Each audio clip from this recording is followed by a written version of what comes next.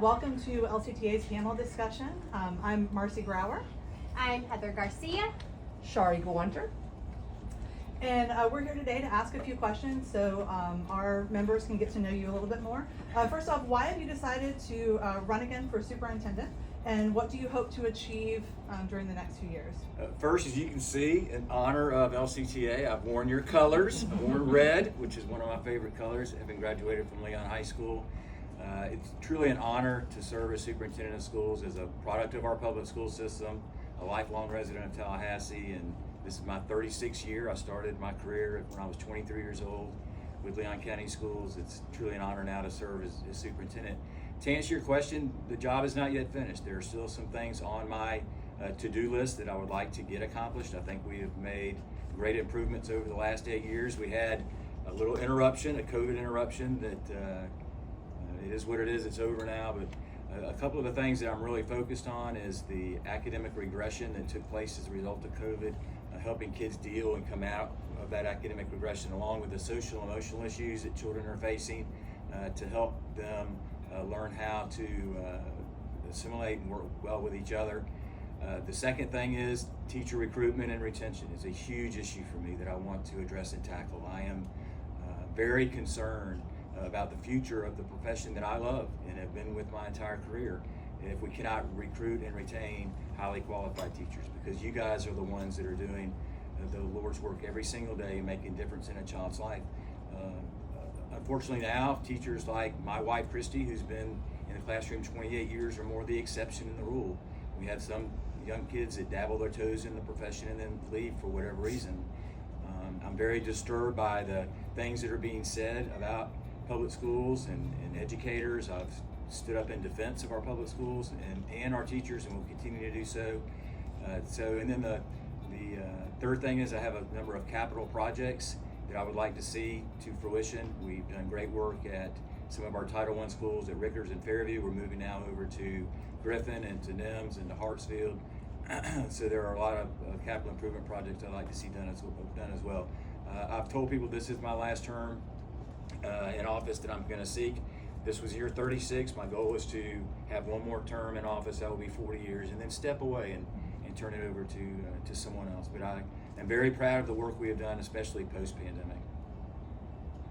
All right, thank you. I think you've already answered number two. Number two is, what is your background and experience with schools and public education? So I'm going to move on to question 3. What is your plan? You mentioned that as one of your goals, to address the teacher and staff shortages in our district, and how will you help to improve retention of highly qualified educators?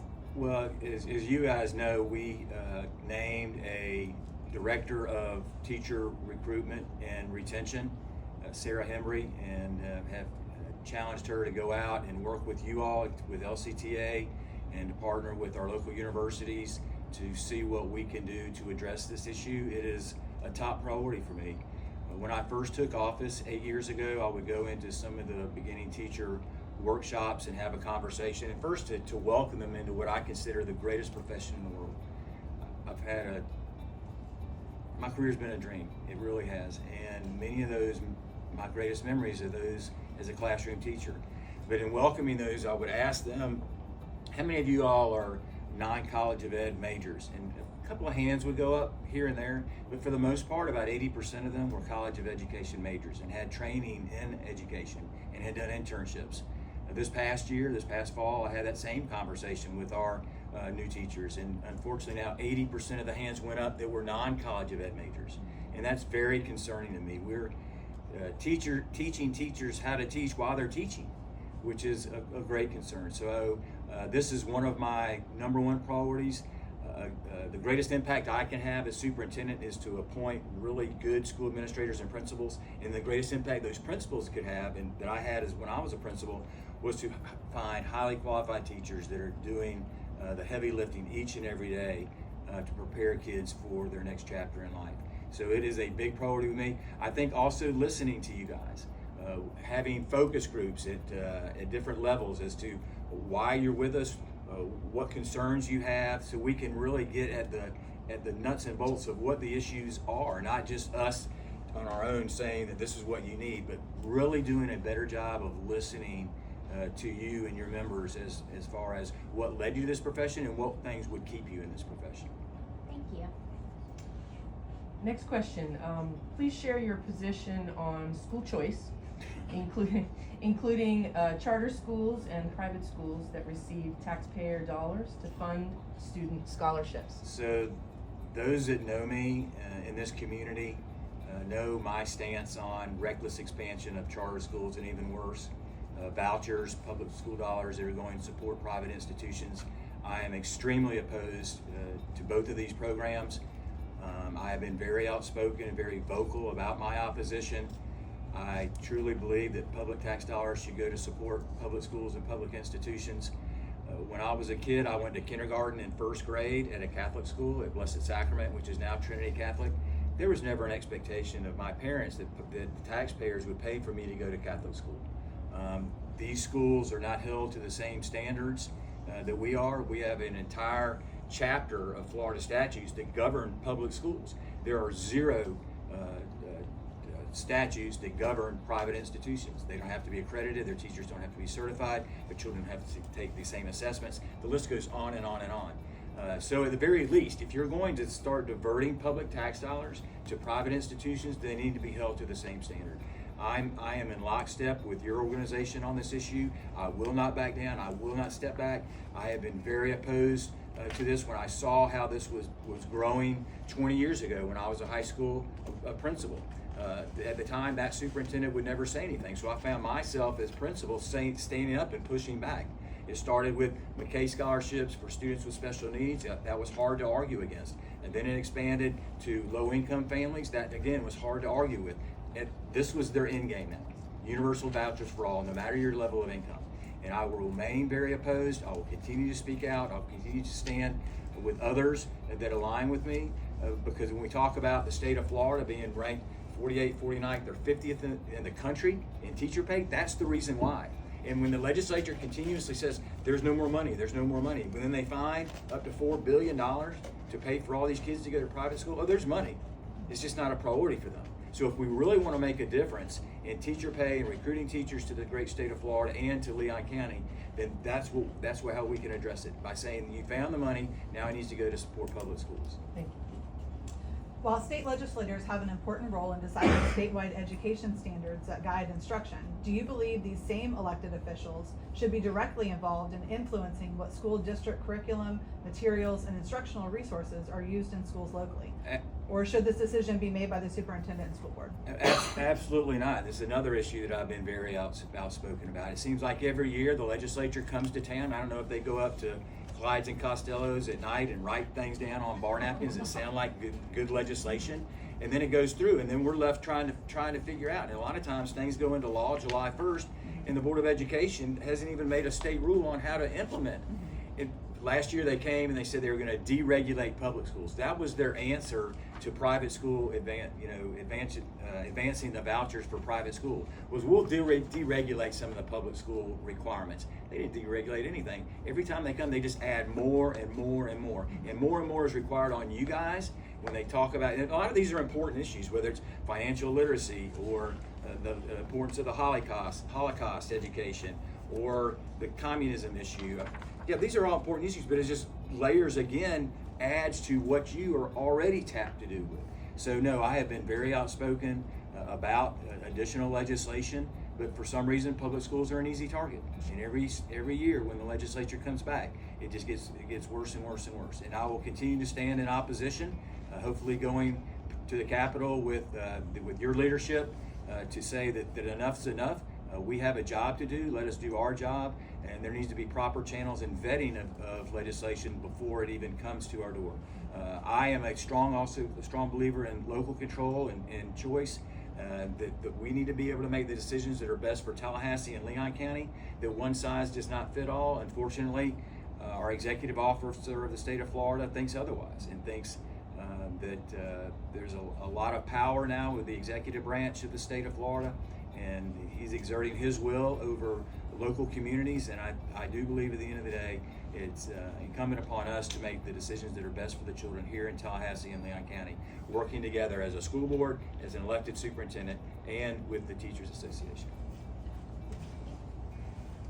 please share your plan to collect and input from and work with parents and employees in making decisions that affect our schools and community. And you've already answered this, but you can. So one thing I think we can do a better job of, Heather, is doing climate surveys and really digging deeper into whether it's your issues or parent issues. And that's one thing we're doing now with our marketing plan, is to meet with parents and have focus groups to talk to parents, their children that are in our school system, to say what drove you to us, why are you with us?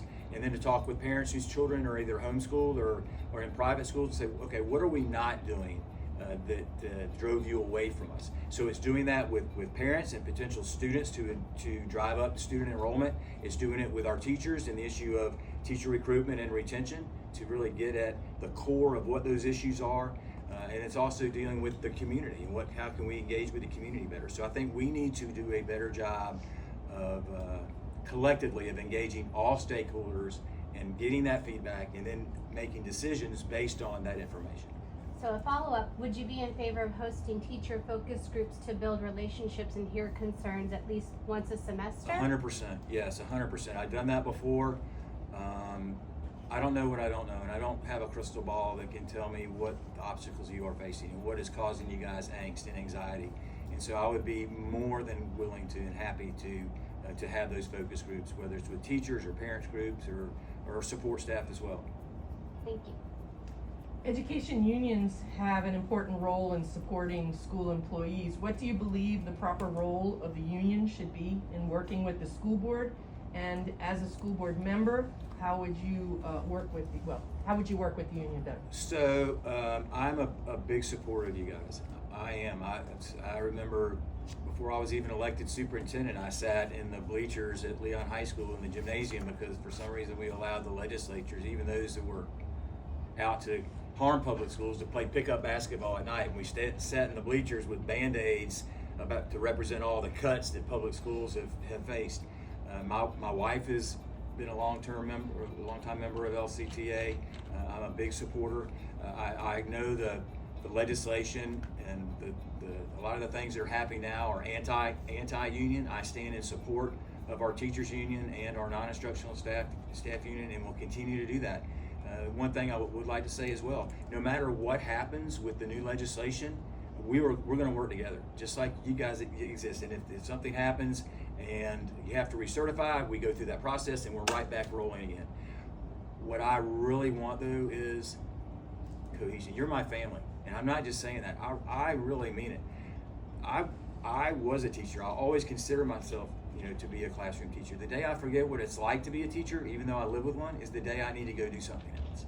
You are the core and the root of everything we do. And I think locally, with me and with you and the school board, we have to present a united front. And I am asking you all, you ask of me, I'm asking you to please work with me, that I am not the enemy, that I do want us to work collectively together to advocate on behalf of your issues and, most importantly, on behalf of the 30,000 children we serve day in and day out. One of the more serious issues that we face is student behavior and attendance, and it's become a serious problem for educators. What ideas do you have to support administration and teachers to address these issues while maintaining safe schools? So let's start with attendance. One of the asks I'm going to have with the legislature is to put more teeth into legislation when it comes to parents and children attending school. We used to tie grades back to attendance in the secondary schools. We can no longer do that legally. We could not continue to do that. But we need to have some teeth. It's become more of a problem post-pandemic. I'm not sure if more parents are working from home and kids are staying home more often. But this chronic absenteeism is not only an issue in Tallahassee and Leon County, the state of Florida, but nationwide. And it's something we have to address. The other thing that we saw coming out of COVID were these extreme behavioral issues with kids, especially young kids, 6, 7, 8 years old. Last year, the last couple of years, I would go and give the principal needed a mental health day or whatever, I would substitute principal for the day. And some of the behaviors I was witnessing were very, very concerning. That we have additional counselors in our schools now, we have additional social workers in our schools, we have behavior specialists. But you guys, one kid can turn a class upside down. I know that. One kid can turn a class upside down, and then that disrupts the learning environment for all the other children, and that's not fair to them. And so we have worked hard over the last 6 months to come up with a discipline matrix, working with stakeholders on developing that matrix to have hold students accountable for those behaviors, and then for, like Christy says, there's actions and there are consequences, and we need to do a better job to ensure we are supporting you all in what you're doing in the classroom to let kids know that some of these behaviors are unacceptable, and they are not going to be disrupting the learning environment for the other children that were there to learn. All right. What are your views on how to best provide free, appropriate public education for ESE students or students with disabilities within Leon County schools? And do you support smaller class sizes and caseload caps? I do, and one of the asks, I went to some of our local delegation last year and was begging them to increase funding for students with exceptionalities, and we have to increase funding. We are seeing kids that are on, they're either on the spectrum or have other learning disabilities. They're also they're showing behavioral issues, and so I will go back to the legislature this year. Our IDEA allocation actually was reduced by $100,000, which I'm dumbfounded by. But we have to increase funding so we can have those smaller class sizes, because those classes are extremely hard to manage. When I go to visit all the principals at the beginning of the year, one thing we've tried to do, where in the past we've had self-contained units, K-5, which you have a teacher in there with kindergarten through 5th grade with all different levels and different exceptionalities. It's impossible to manage. So now we've tried to go to a K2 model and a 3-5 model where we can at least split them up and provide more support. But with that comes resources, and then I go back to that one pot of money. And the pot of money supports things in the classroom, instructional technology, instructional materials and supplies. It goes to support additional staff, additional teachers to reduce class size, additional parapros to support teachers, and it goes to increase salaries. And so it's those things that pull at those 3 different issues that really drive the decisions that we make. I absolutely support smaller class sizes and will continue to ask the legislature to increase funding for students with special needs. And it goes back to our mission is we cannot turn a child away. When they show up on our doorstep, we serve them no matter what their disabilities are, and no matter what we need to do to come up with an academic plan that best fits their needs. And it goes back to the mantra, no child left behind. That's still what we live by as a public school system. Where these private schools that are getting these public dollars, they can turn kids away. They aren't going to serve these children. We will serve every single child that shows up at our door, but we need the help and the resources to do so in an effective manner. Given that Leon County School District emphasizes the goal of fiscal responsibility, and the state of Florida now has financial literacy as a high school graduation requirement, some think that Leon County schools should go a step further and offer financial literacy support to our school communities for our students, parents, and staff as a way to combat some of these inequities. Do you agree? Why not? And if so, what are your thoughts on fiscal responsible implementation of such an effort? Yeah, I agree. It's funny because even last week when I was with my family, one of my brother-in-laws works at a local bank and approached me about doing financial literacy, holding financial literacy classes, not only with our students, but with our teachers and with our support staff and with our parents. So I think there's a resource that we can tap into with our local banking institutions to bring them to our sites and to offer those programs, not only for our students, but for for our entire school community. And I'm more than willing to explore those options, because now, more than ever, when we see the high costs of everything and the rate of inflation, that it's really driving a lot of the decisions that people are making. And it's been tough. It's hard to do. It's hard to go to the grocery store and have a $100 bill that you're paying and walk out with 12 items. So I'm all in favor of us using our local banks and financial institutions to expand financial literacy programs to include all of the groups you just mentioned. Given the significance of communication throughout any organization, all sectors of the Leon County Schools community should have reliable home internet access. However, this is not true for every Leon County Schools family and staff person. Despite some of the programs that are available to assist these select groups, what would you propose to assist those in the Leon County Schools community that do not have access and do not qualify for these existing programs to address this need? So this was an issue coming out of the pandemic, or actually in the throes of the pandemic as well. So the good news is we purchased 30,000 of these devices. The bad news is they don't work very well if you don't have connectivity at home, right, in the classroom and at home. So we created an Internet for All program. We ran it through the Foundation for Leon County Schools. We partnered with Comcast and with T-Mobile. So in the Comcast service areas, Comcast had a program that could help families financially that did not have connectivity in the more rural areas of Leon County and where Comcast was not a provider.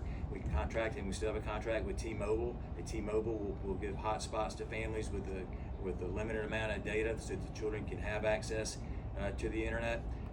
We have a person that we hire that works with Eric Clark on the foundation who oversees that program.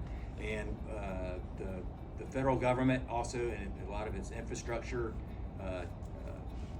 money and had a program where they were helping to pitch in. That program has since gone by the wayside.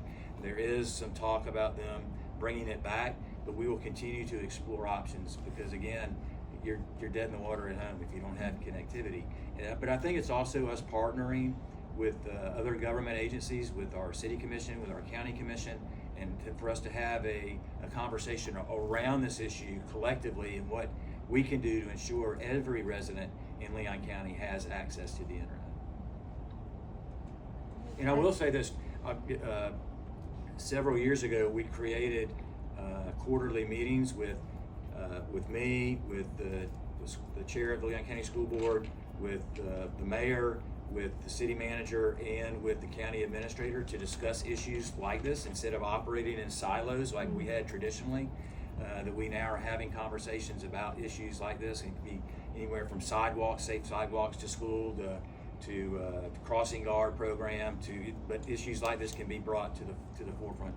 I will say, however, if y'all think where we were prior to the pandemic, if anything positive came out of the pandemic, which I can't believe I'm saying this, but it forced us to embrace the technology that had been in our fingertips for years. Mm-hmm. It really did.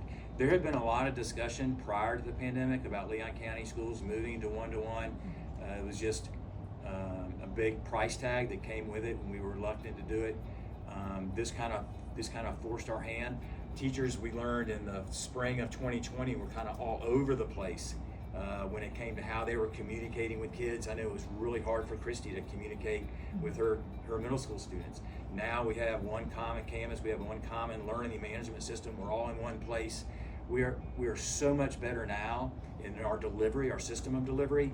Heaven forbid that we ever had to retreat again. If we did, though, we are in a much better position. But this issue of connectivity is a big part of that puzzle. It's not only having the device, it's having the ability and the means to access the content that's on the device. All right, well, as Legislative Committee Chair, this question I'm really excited to ask you. What's one piece of legislation that you would propose for the upcoming legislative session, and how do you plan to build relationships with our state legislators? So I go back to that the funding model for students with exceptionalities. That's a big deal. That's a big deal to me, and I know it's a big deal to you guys as well, because that would really free up some additional resources if we could get additional funding and go back to the matrix that the kids used to be on. And now it's just a ESE guarantee. We're just given a pot of money for the number of students we have in our district. It's not even the increase we've had in students with exceptionalities. The funding model is not even based on that. So it's going back to the legislature, to our local delegation, to advocate on behalf of students with exceptionalities, because I think if we can see increased revenue in that category, it would then free up additional revenues for other issues we need to address, including teacher salaries. So that would be one of my major issues moving forward. I'd also mention about the attendance situation and us doing something across the board that kind of codifies what's acceptable, what's allowable, and what is truly meant and required of kids coming to school. I think we can do a better job of that issue as well. Right, thank you. Going off in a almost completely different track, what steps have you taken to understand and protect the needs and rights of our LGBTQ+ students and staff, And a follow-up question is, what do you think will be your greatest challenge as a superintendent to support these populations of our students and staff moving forward? So I think you've seen through my actions and through the actions of the school board that we are going to stand in defense of all of our students and all of our employees, no matter what their personal beliefs are, that we will not tolerate bigotry, we will not tolerate bias, we will not tolerate harassment and bullying, that we will stand in unison with all of our students, no matter where they are, to uplift and support them, to ensure that they're in a safe place, in a safe space, and that goes for our employees as well. That's an issue that I will not compromise on, and that I know that the majority of the members of the Leon County School Board will not compromise on. There has been, I've been criticized, I've had pushback on a number of things that we've stood for, but 8 years ago, I promised that I would stand as a champion and fight to protect our students, our employees, and our public schools. And I meant what I said, and I'll continue to do that. You guys know, I had to pay a fine. I'm on probation because I stood up. I stood up to tell teachers, don't walk on eggshells. I made the comment, you do you. Continue to teach the standards like you do every single day. To continue to love on children. Continue to do what you do best. And I would be there to support and defend you, and our school board will as well. And it landed me in hot water, and someone asked me at the last forum if you had to do it over again, would you do anything different? I said, absolutely not. I would. And if it means, if it cost me my career, it just cost me my career. But I will always stand in defense of people to ensure that they are represented and in a safe place. Mr. Hanna, as the incumbent superintendent, how do you respond to critics who argue that despite having 8 years to address issues in Leon County, recurring themes such as lack of responsiveness, communication, and inclusion in decision-making by the district persists, as evidenced by the move of ACE, the closing of heritage trails, centralizing the registration process, and school bus stop routing, just to name a few? So, throughout the 8 years, my 8 years in office, I'm very proud of what we have accomplished. I am. If you go to my website, rockyhanna.org, you can learn more about those accomplishments. I gave you all a list of things that I'm very proud of. But also in a position of leadership, from time to time, you get it wrong. You don't get it right. I can tell you that every decision I've made, the center of that decision was what's best for students, and that will always be the case. Am I perfect? No. From time to time, do I take a misstep? Yes, I do. But usually by the end of the day, I get it right, and I work with our stakeholders to ensure that whatever misstep we have taken, that we can get it corrected quickly, take responsibility for that misstep, and then move on. But again, I'm proud of what we've done over the last 8 years. Of course, it has not been perfect, but at the end of the day, I'm working as hard as I possibly can to ensure that on my watch, we do not take a step backwards, and we continue to improve on what already is a really, really good public school system in Leon County. All right, we've reached the finish line. Is there anything that we have not covered that you would like to add? Well, I just go back to what I said before about us working together. I think it is extremely important now that we circle the wagons and protect and support each other, whether that's the teachers union, the LESPA union, the 1010 union, our school board, and me. We're all working together. And I just think that divisiveness is not healthy for anyone. I do not operate well like this. I just don't. I really like cohesion. I like to be cohesive. I like interactions, like this. And I go back to what I said before. You guys are my family. It's the only family I've known since I was 23 years old. And someone said, "Well, Rocky, you need all this stress. You can go do anything else in the world. Just go do something else." I'm like, I don't know anything else. This is what I know, and this is what I love. I never had aspirations to become superintendent.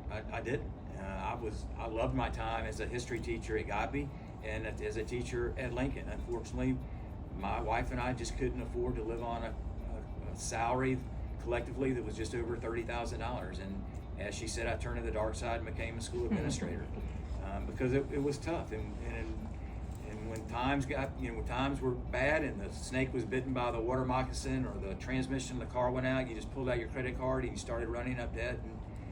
And so I did turn to the dark side and became a school administrator, but I also had the opportunity to serve as principal of my alma mater. I went to Leon, my dad went to Leon, my grandmother graduated from Leon High School. That was a dream come true. Life changed, circumstances beyond my control changed in 2012. I was removed as the principal and brought out to the district office, and that's when I started looking around and saying, you know, we complain about money, I mean, how we don't have enough money, and we should get more money from the legislature, but at the very least, we can do the best with what we have. And I've tried extremely hard to reduce the fat at the district office and to push more resources down into our schools and in our classrooms. An additional $3 million a year is going to support instructional materials and supplies, instructional technology in your classrooms, furniture and equipment money that have been taken away from principals in year past. We send $1 million a year down to support arts and athletic programs. I went to Leon's summer musical yesterday, and all the kids that are involved in those wonderful programs. We've, I think, done a great job of increasing salaries.